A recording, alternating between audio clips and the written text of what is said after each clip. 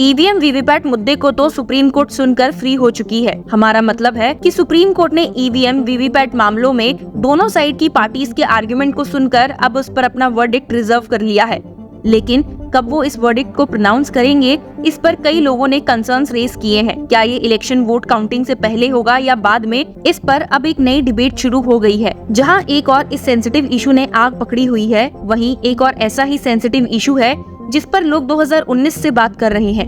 हम आपसे citizenship amendment act की बात कर रहे हैं। आप तो जानते हैं कि कैसे 2019 में सिटीजनशिप अमेंडमेंट एक्ट के इंट्रोडक्शन के बाद देश भर में प्रोटेस्ट, स्ट्राइक और डिबेट्स का माहौल देखने को मिला था। सेंटर द्वारा लाए गए इस लॉ पर कई लोगों ने अपना स्ट्रॉन्ग ऑब्जेक्शन रेज किया था, जिसके बाद सेंटर को भी कुछ वक्त के लिए इस मामले को दबाना पड़ा। लेकिन अब एक बार फिर से इसे हवा मिल चुकी है, जब हाल ही में यूनियन होम मिनिस्ट्री ने CAA रूल्स इंट्रोड्यूस किए और उन्हें नोटिफाई कर दिया। सुप्रीम कोर्ट में CAA 2019 को लेकर कई पिटीशंस तो पहले से ही फाइल थी, लेकिन इन रूल्स के आते ही और भी बहुत सारी फ्रेश पिटीशंस कोर्ट में फाइल हो चुकी है। आप विश्वास नहीं करेंगे, लेकिन इस वक्त सुप्रीम कोर्ट में टोटल 200 से भी ज्यादा पिटीशंस मौजूद हैं, जो सिटीजनशिप अमेंडमेंट एक्ट और इसके रूल्स की इम्प्लीमेंटेशन को अपोज करती हैं। इन केसेस में मेन पिटीशनर इंडियन यूनियन मुस्लिम लीग है और इन्हें senior advocate Kapil Sibal represent कर रहे हैं। तो जहां एक और ईवीएम वीवीपैट केसेस को सुनकर सुप्रीम कोर्ट ने अब साइड कर दिया है, वहीं उन्होंने अब अपना अगला लक्ष्य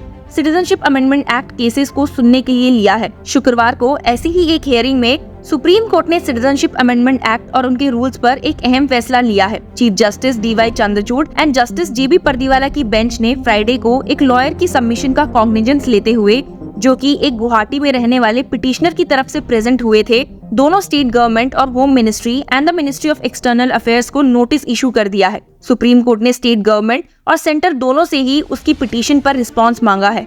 साथ ही कहा है कि ये पिटीशन भी बाकी pending pleas related to citizenship amendment act issue के साथ क्लब की जाए। मेजरली तो आप जानते हैं कि सिटीजनशिप अमेंडमेंट एक्ट पिटीशंस में सुप्रीम कोर्ट के सामने क्या सबमिशंस दिए गए हैं, लेकिन ये जो एक और फ्रेश प्ली फाइल हुई है, उसमें क्या कहा गया है। Hiren Gohain, who is a resident of Guwahati, उन्होंने अपनी प्ली में कहा है कि बांग्लादेश से असम में आए इलीगल माइग्रेंट्स ने असम में बहुत बड़ा डेमोग्राफिक चेंज ला दिया है। जो लोग पहले मेजॉरिटी में थे, अब वो माइनॉरिटी बन गए हैं। Plea states the uncontrolled influx of illegal migrants from Bangladesh to Assam has caused huge demographic changes in Assam. The indigenous people who were once the majority have now become a minority in their own land. जैसे कि आप जानते हैं कि पिछली hearing में apex court ने citizenship amendment act rules की इम्प्लीमेंटेशन को हॉल्ट करने से मना कर दिया था और सेंटर को इन एप्लीकेशंस को एड्रेस करने के लिए डायरेक्ट किया था। ये एप्लीकेशंस और कुछ नहीं, बस इतना चाहती हैं कि रूल्स को सस्पेंड कर दिया जाए जब तक एपेक्स कोर्ट इन पिटीशंस की सुनवाई नहीं कर लेता। इन्हीं CAA रूल्स 2024 पर बोलते हुए गोहेन ने अपनी पिटीशन में इसे अल्ट्रा वायरस टू कॉन्स्टिट्यूशन कहा है और आर्ग्यू किया है that they are patently discriminatory, evidently arbitrary, unlawful and contravening to the fundamental structure of the constitution। सिर्फ इतना ही नहीं, प्ली ने आगे ये भी नोट किया है कि ये अमेंडमेंट रूल्स पिटिशनर के फंडामेंटल राइट्स को वायलेट करते हैं। It stated the impugned citizenship amendment rules 2024 violates the petitioner's fundamental rights guaranteed under articles 14 right to equality, 15 right against discrimination on the basis of religion, race, caste, etc., 19 freedom of speech and expression, 21 right to life and personal liberty etc. of the constitution। Friday को अपनी petition को present करते हुए petitioner ने कहा कि वो ये पिटीशन दोनों पर्सनली और असम में रहने वाली इंडिजीनियस पॉपुलेशन के एक सिग्निफिकेंट पोर्शन के बिहाफ में दे रहे हैं और उम्मीद करते हैं कि उनके फंडामेंटल राइट्स सेफगार्ड किए जाएंगे। बांग्लादेश से असम में आने वाले इलीगल माइग्रेंट्स पर एक अनचेक्ड सर्च पर प्रेस करते हुए उन्होंने कहा कि ये सिर्फ एक कम्युनल मैटर नहीं है, अब ये एक फॉरेन इन्फिल्ट्रेटर का इशू है। Plea mentioned neither it is a Hindu Muslim और indigenous people versus Bengali immigrants issue, rather it is an issue of foreign infiltrators, be it Hindus or Muslim, who are inundating the land that for centuries have belonged to the indigenous people of Assam। In other words, it is an issue between Indians and non-Indians foreigners and one of the grave importance for the entire nation। 2011 के census को state करते हुए petitioner ने कहा कि असम की population about 3.21 crore थी, जिसमें केवल 1.34 करोड़ पीपल इंडिजीनियस असामीज हैं। ये figure Assamese Muslim and indigenous people of the different tribes like Bodo, missing, Rabha, Karbi etcetera को भी इंक्लूड करता है। इसके एडिशन में अबाउट 48 लाख पीपल ऐसे हैं जो टी ट्राइब से बिलोंग करते हैं।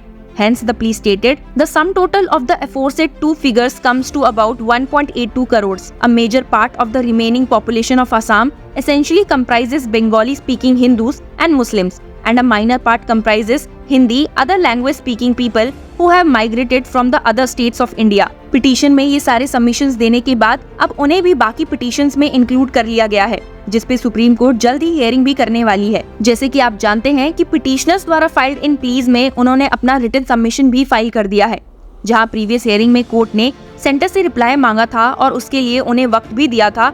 वो रिप्लाई अब तक फाइल नहीं किया गया है।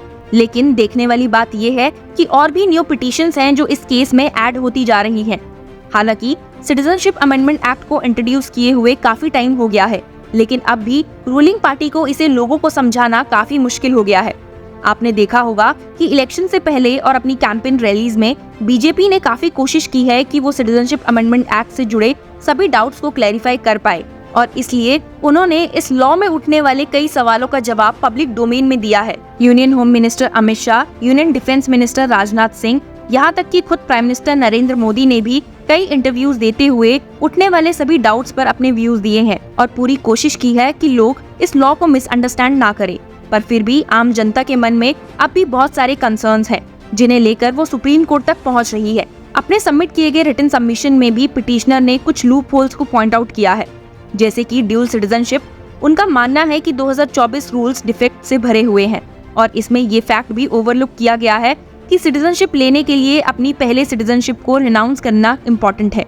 They have submitted effective renunciation of citizenship was an important prerequisite for granting citizenship in cases where the nationality of another country is clearly attributable to the applicant। और ऐसी ड्यूल सिटीजनशिप को allow करना जिसमें कि एक Indian है makes the rules both ultra virus and manifestly arbitrary। दूसरा loop hole ये है कि इन लॉज और रूल्स में अहमदियास और रोहिंग्यास को एक्सक्लूड किया गया है। उन्होंने सबमिट किया है कि presumption of religious persecution is inherent in the CAA।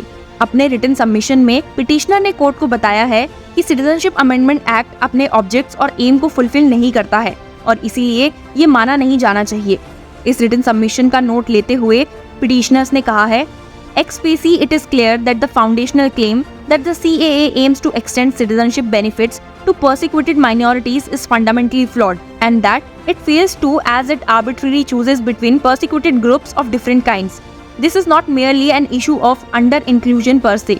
Rather, the exclusions demonstrate the lack of any rational nexus to the stated object of enacting a refugee policy। अब centre तो ना जाने कब इन पिटीशंस का reply करेगी, लेकिन यहाँ हमें पिटीशनर का स्टैंड तो बहुत क्लियर नजर आ रहा है। आपका इस बारे में क्या कहना है? Tell us in the comment section and keep following Law Chakra for more such news and legal updates।